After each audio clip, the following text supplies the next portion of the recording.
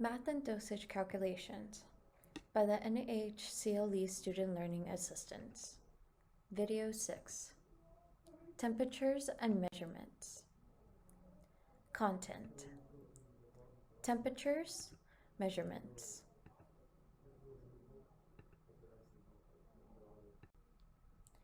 Let's go ahead and cover temperatures.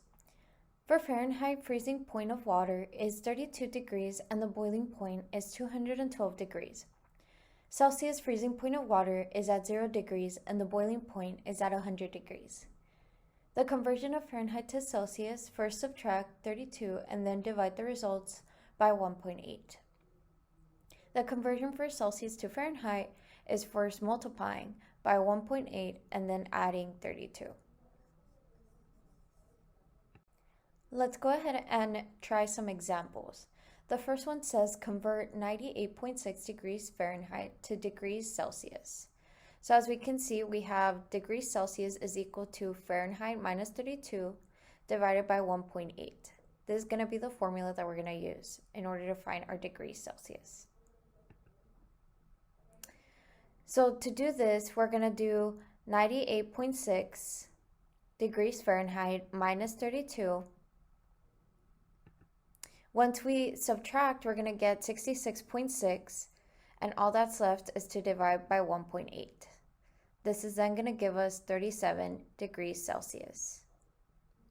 On to the next example, we have convert 37 degrees Celsius to Fahrenheit.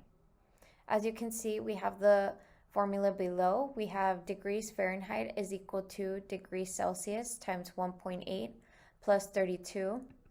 What we're going to do is we're going to go ahead and plug in 37 degrees Celsius.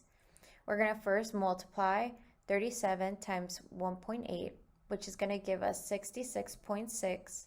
And then lastly, we're going to add 32, which then gives us 98.6 degrees Fahrenheit.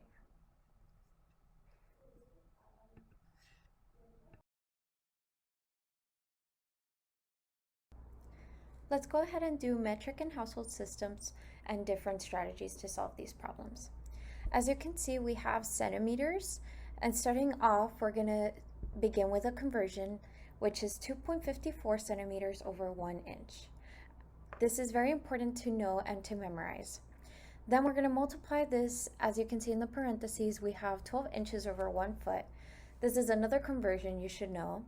And then we're going to multiply that by blank amount of feet, which is the amount of feet given to you in the problem. And we're going to add that to the number of inches within the problem as well. Let's go ahead and start by what's in our parentheses. As you can see, we're multiplying first 12 inches over 1 foot times the number of feet in the problem.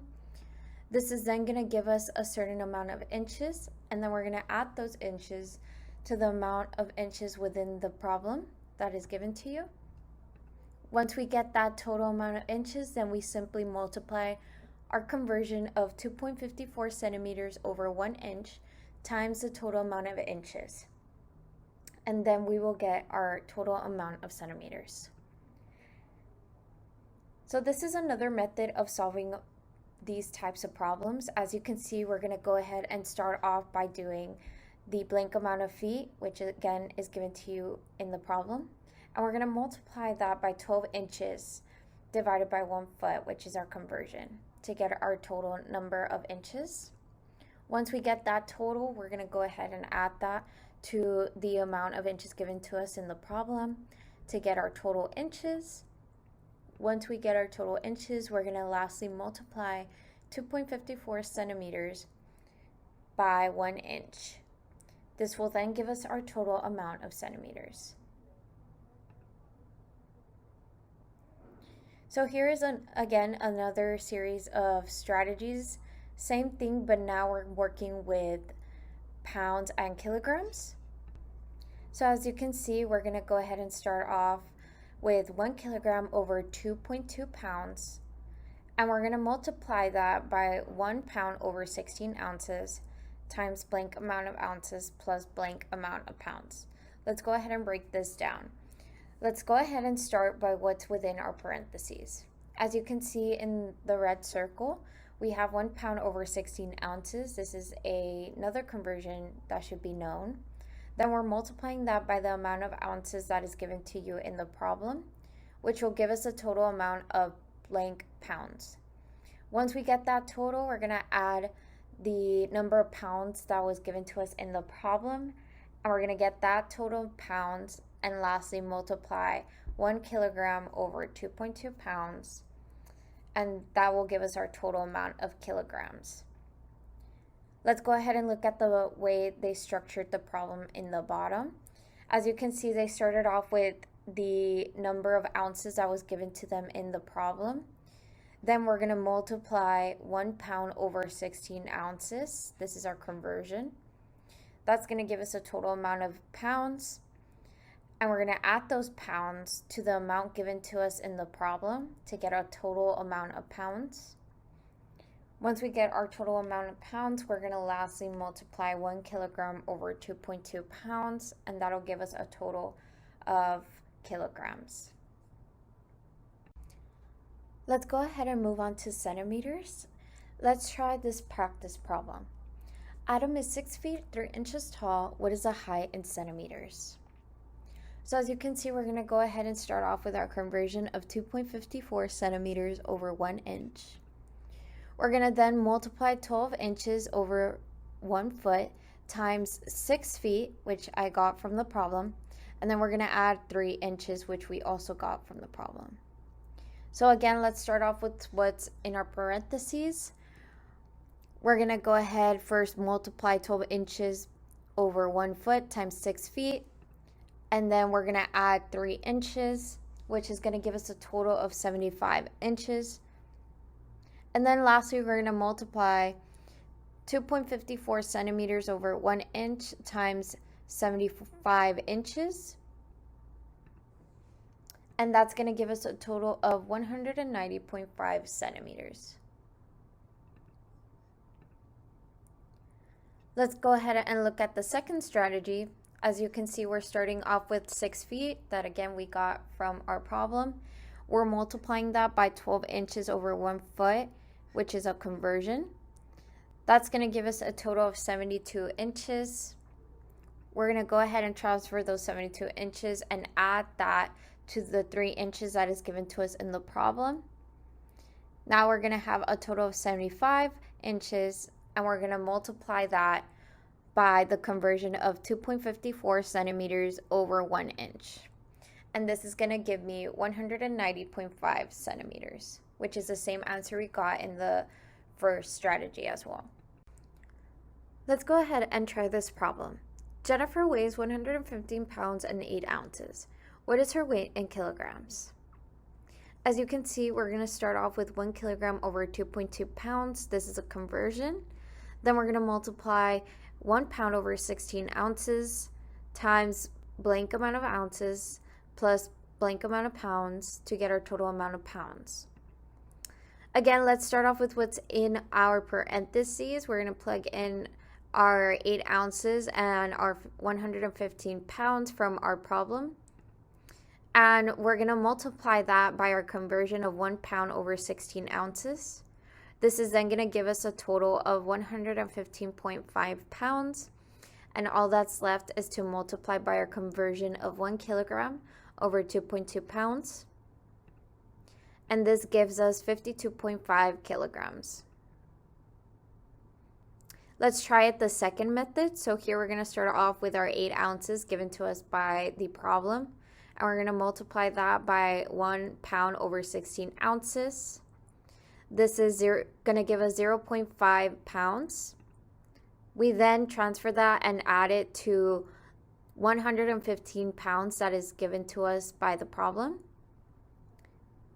This is going to give us a total of 115.5 pounds. And now all that's left is to multiply by a conversion of 1 kilogram over 2.2 pounds. And we get a total of 52.5 kilograms, which is the same answer we got in the first method. Let's go ahead and cover body weight. Some rules to remember is number 1, convert the weights from pounds to kilograms, and then round to the first decimal place. As you can see, we have 1 kilogram over 2.2 pounds, which is a conversion that should be known, and then we multiply that by the amount of pounds in the problem. You then want to get your total and round to the first decimal place. Rule number 2, calculate the dosage in milligram per kilogram. Multiply milligram by weight in kilogram. As you can see here, we have the conversion 1 kilogram over 1,000 milligrams. Rule number 3, compare the ordered dosage to the recommended dosage and decide if the dosage is safe. An example is the recommended dose, making sure either it's greater than or less than the recommended dose that is given to you in the problem. Here we have 20 or 45 milligrams per kilogram per day. Let's go ahead and attempt this example. The physician orders polyfermin 60 micrograms per kilogram body weight to be administered daily. The client weighs 88 pounds. The medication is supplied 5 milligrams per milliliter. How many milliliters would you administer per dose? So we're going to go ahead and start with a conversion of 1 kilogram over 2.2 pounds, and we're going to multiply that by 88 pounds to get a total of 40 kilograms. Now we can go ahead and convert our milliliters. So we have 1 milliliter over 5 milligrams that I got from our problem. Then we multiply that by 1 milligram over 1,000 micrograms, which is our conversion. Then I'm going to multiply 60 micrograms over 1 kilogram that I got from the problem. And then I'm going to lastly multiply 40 kilograms. When I multiply across, I'm going to multiply first 1 times 1 times 60 times 40, which is going to give me 2,400. Then I'm going to multiply 5 times 1,000 times 1, which gives me 5,000. Then I'm going to divide these two quantities, and it'll give me 0.46 milliliters. Let's go ahead and try the other method. Here we start with 1 milliliter over 5 milligrams that was given to us in the problem. Then we multiply by our conversion of 1 milligram over 1,000 micrograms. Then we multiply 60 micrograms over 1 kilogram. Again, this was given to us in the problem. Then we multiply 1 kilogram over 2.2 pounds, which is a conversion. And then lastly, we multiply 88 pounds, also given to us in the problem. When we multiply 1 times 1 times 60 times 1 times 88, it's going to give us 5,280. When we multiply 5 times 1,000 times 1 times 2.2, we're going to get 11,000. We're going to divide these two quantities, and it'll give us 0.48 milliliters. A few disclaimers. The Math and Dosage Calculation Series are a resource created to strengthen the comprehension of the concepts required for NIH nursing program. These supplemental materials do not guarantee a passing grade and may differ from actual test questions. Proficiency in math and dosage calculation is an integral part of safe nursing care. To assist the students in preparing for the math tests, math modules are available through the CLE or by request from the ADN department. Other ways to prepare for the test: purchase and study the practice exercises in medical math book, utilizing the CLE tutors and practice worksheets at the CLE. Note: always follow course directives and instructors' preferences. Do not hesitate to contact instructors with additional questions or for clarification.